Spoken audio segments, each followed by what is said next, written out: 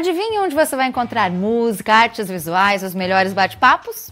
Aqui, no Artefato. E a partir de agora, mais uma edição do programa está no ar. Quem é da música vai adorar conhecer o projeto que é destaque em nossa reportagem especial, o Converse Rubber Tracks, que viabiliza gratuitamente a gravação em estúdio de bandas autorais. E para inspirar, você vai conhecer a história de um ilustrador que decidiu se dedicar à sua arte após os 30 anos de idade. Rafael Mortari chega para um bate-papo descontraído sobre o trabalho dele. E no quadro Mapeando, a gente se aproxima da delicada arte da aquarela através do olhar e das experiências do artista plástico Roberto Echeverria.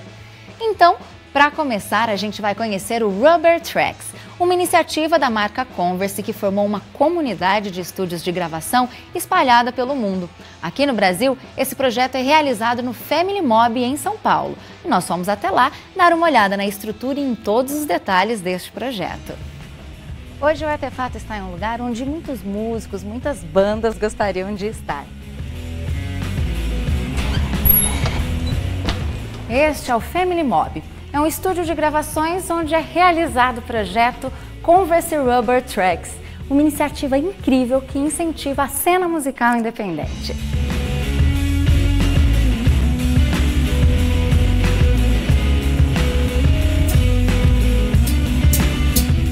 Estevam, Jean, obrigada por receber a nossa equipe. Eu queria que vocês nos contassem o que é o Rubber Tracks, né? O que é esse projeto? Então, o Rubber Tracks, posso falar?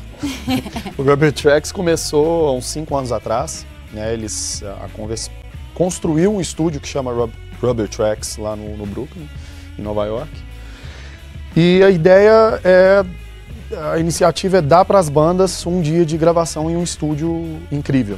Então, eles fizeram isso há 5 anos atrás, desde então eles gravam bandas todos os dias, de segunda a sexta. É um projeto mundial, né? Mundial. Depois que eles fizeram esse estúdio, eles começaram a fazer o que eles chamam de pop-up, que é ir ao redor do mundo, pega um estúdio lá, fica ali uma semana, 15 dias, gravando bandas locais, estão gravando bandas todos os dias. Eu e o Estevam, quando a gente montou o estúdio, a gente tinha uma ideia, até antes de montar mesmo o estúdio, assim, antes de saber que isso iria virar um estúdio, a gente tinha a ideia de fazer alguma coisa que fomentasse a cena de alguma forma, sabe? Que ajudasse os músicos. Quando eles vieram para cá para fazer essa primeira, né, os primeiros 15 dias, né, de Rubber Tracks aqui no estúdio, a gente viu que tinha essa sinergia muito grande do projeto com o nosso ideal mesmo, assim, de estúdio.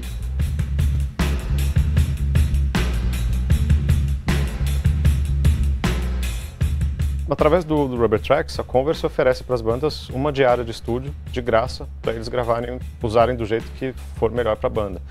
Tem banda que vem gravar bateria, tem banda que vem gravar só voz em cima de uma base que ele já tem gravado em outro estúdio, tem banda que vem gravar uma música e mixar com a gente. É uma diária de estúdio para a banda usar do jeito que quiser. A gente tem uma fila grande para atender, são muitas inscrições que a gente tem, mas o ideal é chegar como é, por exemplo, nos Estados Unidos, que é um estúdio de graça que você se inscreve e agenda uma data e grava de graça, entendeu? Na conta da Converse. A vivência é muito legal também, né, pra banda. Porque a gente tem um equipamento de um estúdio de alto nível, normal, então a gente tem todo o equipamento de gravação, microfones, e pré-amps, e tudo, mesa, e tudo que é de legal de um estúdio nível A ter. Mas além disso a gente tem coleção de instrumentos e coisas que a gente vê ao longo da nossa vida, né? Fora todo esse equipamento, né, eu acho que o que mais agrega é com certeza a experiência que a gente tem para receber essa galera. Então vira uma coisa às vezes um pouco acadêmica no sentido de explicar pro cara como que funciona o dia, como que é um dia de estúdio, Sim. O que você pode fazer para potencializar aquilo ali.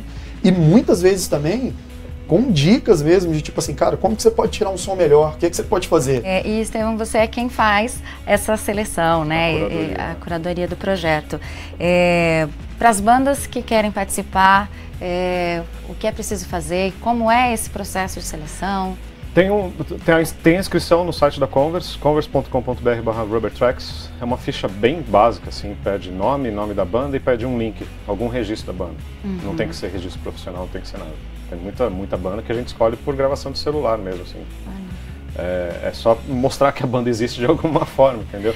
E o legal é que todos os dias tem uma banda gravando, né? Durante a semana. Segunda a sexta a gente grava uma banda por dia. Já passou de 200 bandas gravadas aqui no Family Mob através do projeto. Bom, No próximo programa a gente vai conhecer um pouquinho mais sobre como é então esse processo de gravação, o processo de produção, como é essa diária de uma banda aqui no Family Mob através do Rubber Tracks. Na igreja Santa Efigênia e reparo em um casal de velhinhos procurando no lixo latas de alumínio. Bem-vindo. Eu que agradeço. Senta aí, fica à vontade. Valeu. Na época ninguém falava que era ilustração, era só um desenho. E aí eu fazia muito nas horas vagas e tal, e nunca achei que isso seria um trabalho, assim, de verdade. Eu sempre achei que aquilo era um hobby, assim.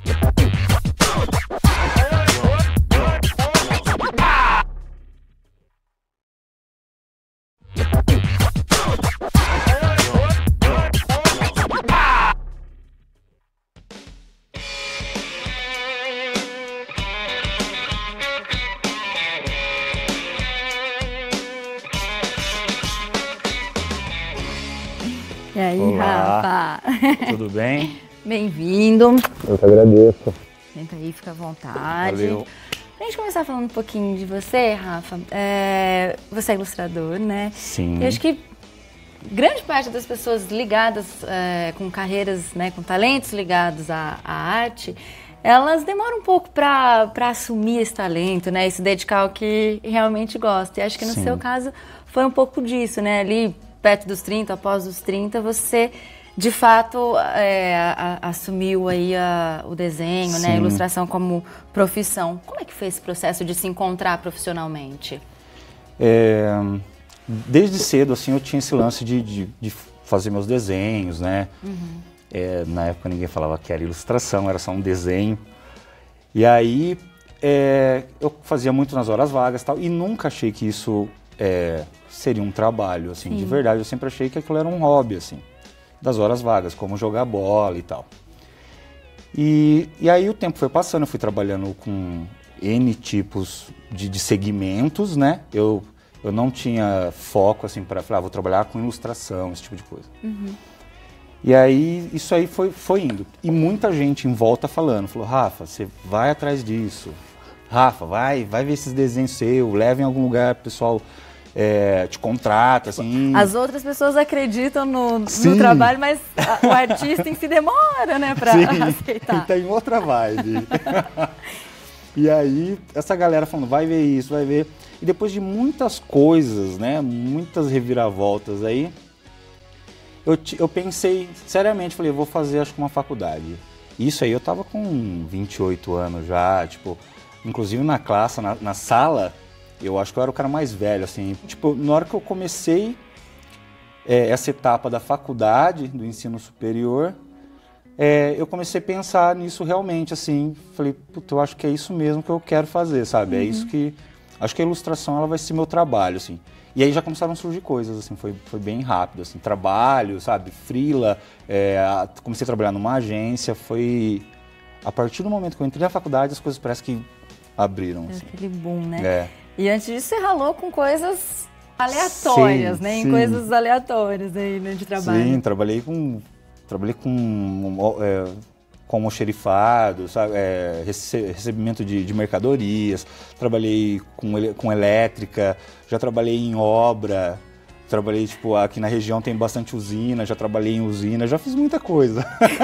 Massa. Dá pra fazer uma história em quadrinhos, isso. Eu acho que vale a pena. Agora, quando a gente vê alguém produzindo aí uma graphic novel, né, como você acabou Sim. de fazer com o Supernada, que a gente vai falar mais daqui a pouquinho, né? Quando a gente tipo, esse cara trabalha com desenho, a gente já imagina, pô, esse cara deve ser fã de história em quadrinhos, deve saber tudo, devia ser viciado desde criança, assim, e não é muito o seu caso, Não, né? também. Na verdade, o primeiro contato que eu tive com história em quadrinhos, eu li e não entendi nada. Que era o X-Men, né? que você me X-Men, contou. tinha um na banca, minha mãe comprou pra mim depois de eu insistir muito, eu li.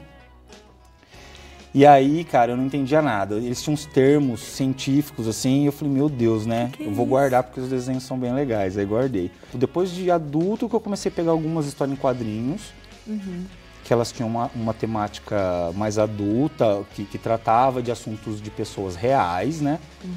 E aí eu comecei a me apaixonar mesmo por sabe? Por esse aspecto de você contar uma história de uma pessoa comum. Isso me pegou realmente, assim, não foi o lance tanto dos heróis e tal. No entanto, eu tô super atrasado nesses filmes que tem saído no cinema. Sim. De heróis, então eu tô super atrasado. Eu preciso... Não tá em nenhum dos times aí todos. Nenhum. E, então, além dos quadrinhos, assim, o que te influencia, né? Assim, pessoas, profissionais, assim, o que te inspira a desenhar, a escrever, enfim?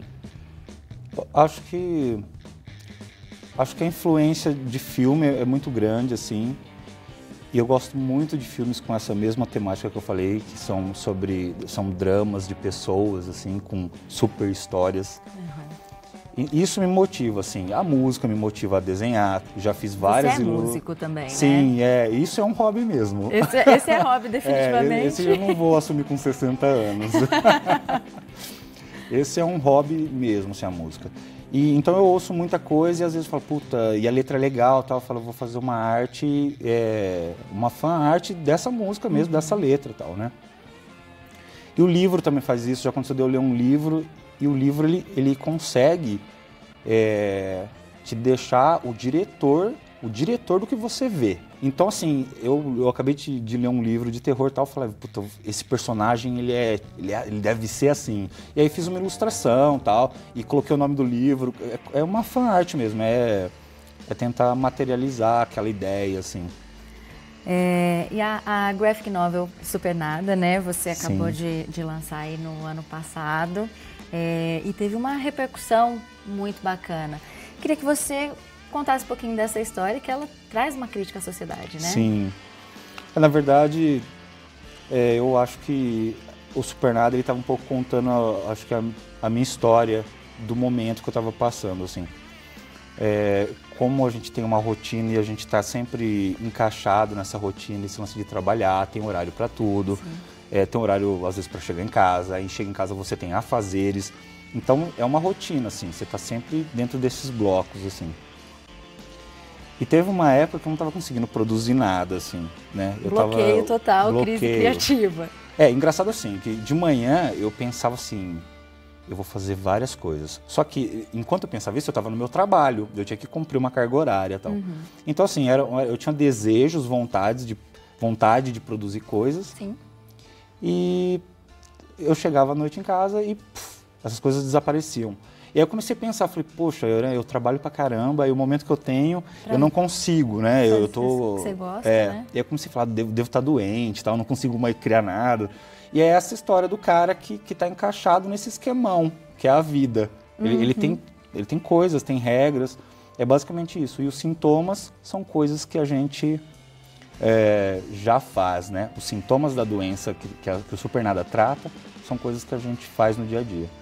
E o processo de produção foi tranquilo? Você teve a ajuda também, né, do Daniel, né? Uma sociedade, uma parceria? Sim, tem que ter a parceria. Tem que ter alguém para aguentar o tranco junto, né? Sim. Eu peguei e chamei o Daniel Sanches. Ele era um cara que trabalhava comigo, ele não tinha nenhum projeto em andamento, ele podia fazer isso comigo. E ele leu o roteiro e abraçou de cara, assim. Ele falou, nossa, gostei pra caramba, quero fazer. E ele falou uma coisa que é super importante. Ele falou, mas eu não manjo de quadrinho. Eu falei, não precisa. Tô dentro, tô nessa.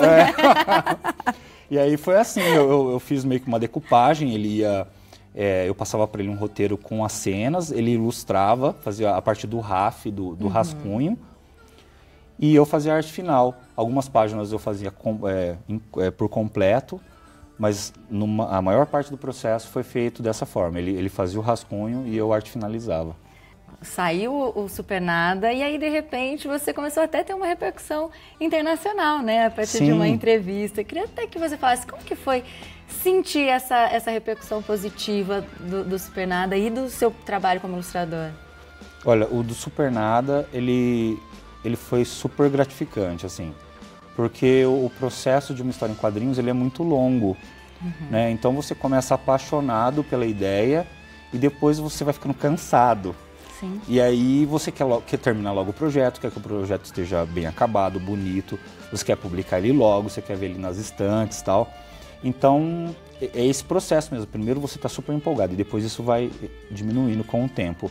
E aí o feedback, eu acho que ele é tipo a grande resposta de todo o esforço. Sim. E o lance da repercussão fora foi por conta de um portfólio online que um cara lá dos Estados Unidos ele achou. Ele falou, cara, sigo o seu trabalho, é legal pra caramba, posso fazer uma matéria falando de você, né, ilustrador brasileiro e tal. Eu falei, ok, né, legal pra caramba.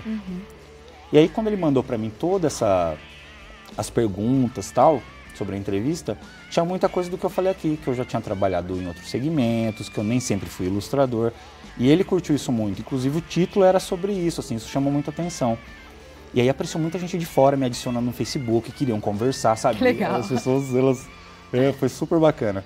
E aí então teve essa publicação, essa nos Estados Unidos, teve uma publicação na Espanha e uma no Canadá, né? E sobre tudo isso eu acho muito legal, assim, que é reflexo do trabalho, né? É reflexo de uma coisa que você, mesmo sendo há pouco tempo eu faço isso, já é um resultado bacana. E quando você escreveu a Supernada, você contou aqui que você estava numa fase de crise criativa e isso foi até um pouco inspirado no momento que você estava vivendo naquela hora, né? Isso. Hoje você já está escrevendo uma nova história. Ela também leva influências desse momento que você está hoje ou não? Conta um pouquinho desse novo trabalho aí. Não, esse não tem. Esse não? Não. Aquele era, acho que o Supernada acho que é o exorcismo daquela fase. E esse trabalho, acho que ele complementa aquela fase, mas não que eu esteja nela. É uma história nova, ela passa por esse universo do Supernada, que é a história de um viajante no tempo e tal. Eu gosto pra caramba dessas histórias, assim. Mas, assim, ainda trata de assuntos humanos, assim. Ele tá indo pro futuro para tentar salvar as coisas que a gente fez, assim, tipo...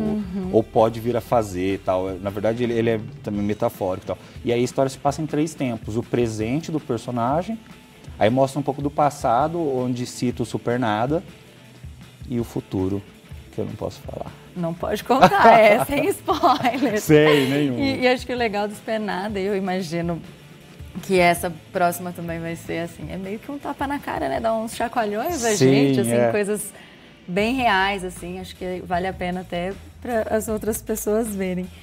Muita gente comenta, assim, falou, nossa, eu fiquei tentando me identificar em que sintoma eu estou. A né? gente acaba quase em todos. Exato. Mas em qual fase do personagem, né? Assim, agora tem uma coisa que eu acho que é muito legal de roteirizar e desenhar, que é você escolher, o final das suas histórias, né? Sim. Sei lá, brincar um pouquinho de Deus, assim, de criador, assim, você ali escolhendo o destino dos personagens. Sim. Como que você se sente?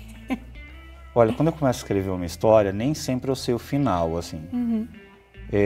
Muita gente fala que é bom você criar uma timeline de acontecimentos, colocando o início, o que vai acontecer, né, nos 3 atos e como vai ser o desfecho. E às vezes eu tenho uma ideia que é legal, eu já começo a escrever, mas eu ainda não tenho certeza como vai acabar, sabe? Eu já parei de escrever por conta disso, assim, por não saber. Então, eu não sei, assim, eu não sei se eu tenho uma fórmula ou a fórmula certa e tal. Mas o Supernada, por exemplo, eu já sabia o final, né? Isso estava bem claro. Esse conto novo também já estava meio que certo.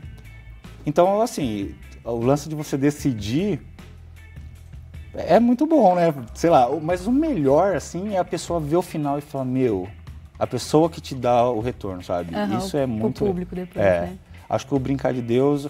ele é subjetivo e ele passa despercebido por quem cria.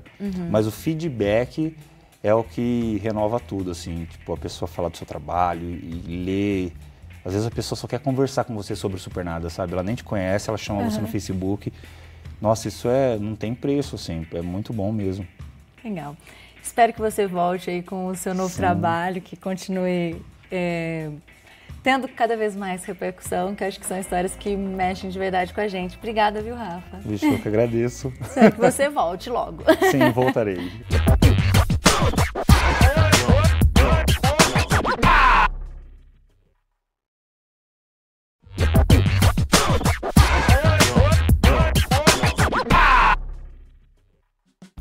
Agora é hora de mais um Pronto Falei. Aqui a gente apresenta uma temática por 2 pontos de vista diferentes. Confere aí o que tem para hoje.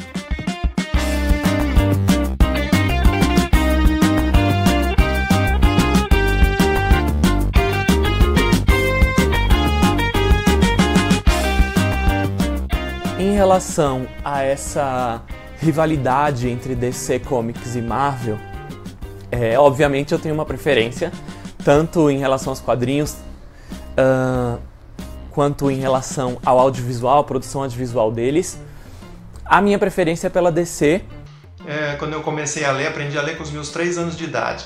E desde então eu me apaixonei por esse universo, lendo quadrinhos do Homem-Aranha, né? E entre a Marvel e a DC, eu gosto de ambas, mas eu tenho uma certa preferência pela Marvel. Superman, Batman, Mulher Maravilha ali, são personagens que me agradam mais do que, por exemplo, os Vingadores. Os heróis da DC, eles são muito míticos, muito poderosos, né? E tem uma certa distância assim entre nós, né, os réis mortais, enquanto que o universo Marvel ele é um pouquinho mais próximo da nossa realidade, da nossa humanidade. Quando você está falando de ficção tem muito a ver com representatividade, como você se sente representado dentro daquela história ou como você se conecta com aquela história. Então eu gosto de dizer que eu não gosto da Marvel, não porque eu tenho alguma coisa contra os produtos, os personagens dela. Não gosto da Marvel porque nunca me conectei, nunca consegui me conectar com aqueles personagens. Tirando X-Men, que é uma saga que eu acompanho, ao contrário dos personagens da DC. Agora no cinema, onde a gente vê que a Marvel está muito mais capacitada, muito mais preparada para criar um universo uma história cinematográfica para os seus personagens, enquanto que a DC ainda está começando, ainda está patinando nesse ramo. Por isso que eu prefiro muito mais os super-heróis da Marvel. Eu prefiro DC, mas acho que é mais uma questão de afinidade, conexão emocional do que um lado é bom, o outro lado é ruim.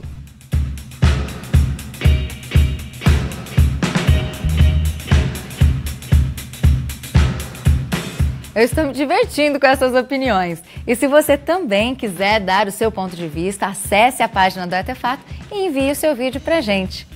Agora vamos conhecer mais um dos artistas que está presente no projeto da Unesp Mapas SP Artes Visuais.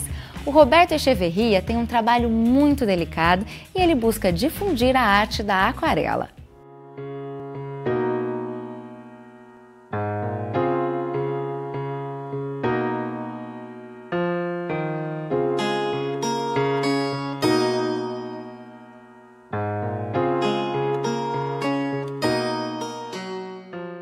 Eu vim a Bauru a passar um Natal e gostei da cidade, me encantou a cidade. Trabalhando um pouco como arquiteto, construindo e tudo mais, mas sempre fazendo um pouco de artes plásticas nos descansos, digamos, entre aspas, né? Mas um dia eu decidi encaminhar para as artes plásticas diretamente. E eu comecei com abstracto. Sem figura, né? Cores só, manchas coloridas e tudo mais. Mas a figura digamos assim, é como falar, né? Você não faz poesia, mas todo mundo fala, né? Alguns se especializam e fazem algo especial quando falam, ou fazem discurso, ou escrevem poesia, mas desenhar figura humana é a base de tudo. A aquarela é algo que toda criança faz. Toda criança é artista, depois esquece, né? Os que não esquecem continuam sendo artistas plásticos. Aquilo vem de dentro, né? E a pintura de aquarela tem uma característica muito menos profissional, vamos dizer assim, que o óleo. Para você pintar óleo tem que ter uma tralha enorme, cavaletes e telas e não sei o quê. A aquarela é feita em papel. Papel todo mundo tem. Lápis de papel todo mundo tem. E algum estojinho de pintura, e em seguida você está fazendo algo colorido. Então você tem uma coisa muito colorida, mas ela tem uma sombra bem forte que faz com que o colorido venha para frente. Sem a sombra, aquilo não diz nada. Tudo isso que você está vendo aqui é trabalho de um ano para cá. Alguns são de alunos, outros são meus, mas isso mostra que não é impossível fazer. Se você tem a paciência de você, e aprende a forma de ensinar aquarela. E pensei na possibilidade de criar esse grupo a partir daquela ideia de criar um grupo de aquarelistas, como há em outras cidades conhecidas. Dice que Borges, o escritor argentino, conversando com um colega, perguntou para ele: fulano, por que a gente edita? Por que publica? E o outro respondeu: para parar de corrigir. E é verdade, você nunca sabe quando terminou. Então, chega uma hora que você tem que parar, segurar a mão, inclusive, porque você quer seguir e o trabalho está aceitável. Muitas vezes você segue e lo estraga, né? O artista não tem diploma, ele mesmo tem que se analisar, classificar e chegar a uma conclusão de que ele é tal coisa. E demora, porque você sempre tem coisa para aprender e nunca acha que está terminado. Mas um dos sintomas é o prêmio. O prêmio, quando você entra num concurso e ganha um prêmio. Esse tipo de resposta, o prêmio ou que alguém venha e queira comprar teu trabalho, é uma resposta da qualidade que você está procurando. Assim, teoricamente, eu diria que a arte é uma manifestação do espírito humano, de algo que está muito dentro da gente e que ele precisa sair, ele tem que sair, tem que se manifestar, né? Você escuta uma música maravilhosa e você se emociona e chora e não sabe por quê. O que se emocionou? Algo dentro de você está respondendo àquilo que vem de dentro de alguém e que estão falando a mesma linguagem. Então, essa comunicação, digamos, insubstancial, é uma sutilíssima, né? Que não tem forma de explicar, não tem palavras para explicar aquilo. Isso é a essência da arte, eu acho.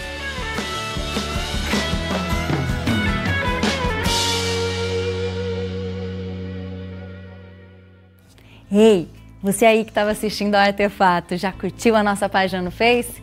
Dá uma passadinha por lá, o endereço é facebook.com/programa Artefato e a página está sempre cheia de novidades. Na próxima semana eu volto com mais informações, mais entrevistas e reportagens. Eu espero você. Até lá. Tchau, tchau.